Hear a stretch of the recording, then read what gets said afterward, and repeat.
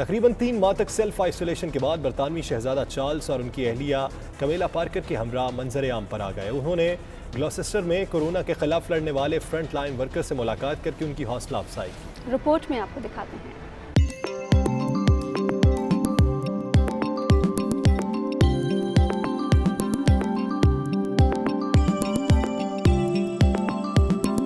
बरतानिया में लॉकडाउन के दौरान आम शहरियों के साथ शाही खानदान के अफराद भी करंतना में रहे। लॉकडाउन में नरमी के साथ ही शाही खानदान के अफराद भी अवामी मकामात पर दिखाई देने लगे। बरतानवी शहजादा चार्ल्स इसकी ताज़ा मिसाल हैं, जिन्होंने अपनी अहलिया कमेला पार्कर के साथ बरतानिया के मगरबी इलाके ग्लॉसेस्टर में लोगों से मुलाकात की।